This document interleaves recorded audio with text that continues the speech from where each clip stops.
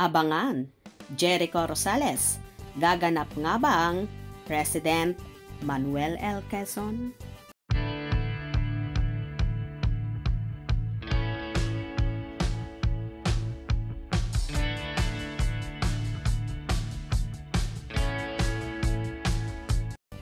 Ngayon ngang Martes na ang grand reveal kung sino ang main actor na gaganap bilang President Manuel Quezon sa pelikulang Quezon. Ang nasabing pelikula ang ikatlong pelikula sa Bayaniverse ng TBA Studios. Matatandaang noong 2015 nang ipalabas ang blockbuster hit na General Luna na ginampanan ni John Arcilla. Ang nasabing pelikula ang Philippines' highest grossing historical film of all time.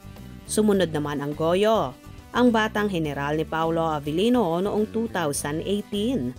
Susundan nga dapat agad ito ng Quezon, pero na-delay nga ang shooting nito dahil sa pandemic na dahilan para magsarado ang mga sinihan.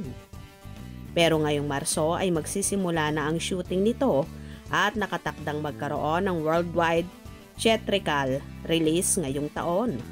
Sa teaser photo na inilabas ng TBA Studio ay maraming netizen ang humula na ang kapamilya actor na si Jericho Rosales ang gaganap na Quezon.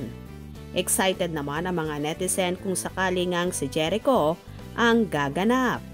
Gaya ng naunang dalawang pelikula sa Bayaniverse, ang Quezon ay mula rin sa direksyon ng award-winning director na si Direk Gerald Tarog.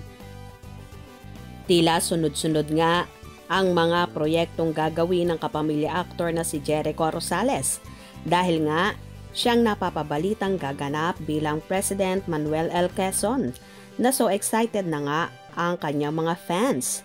Then, meron din siyang gagawin na teleserye with Janine Gutierrez ang The Accused.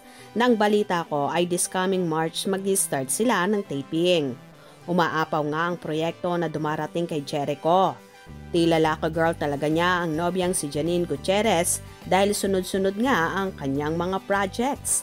Ganon din naman ang actress bukod sa teleserye ay marami namang photoshoot at commercial na ginagawa ang dalaga.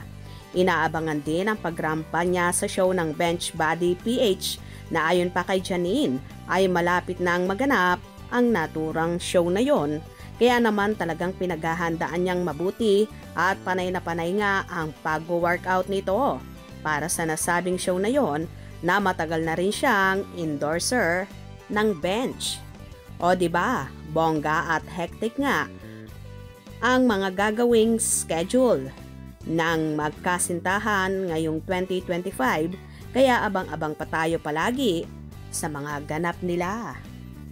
Kung nagustuhan nyo ang video na ito, comment down below.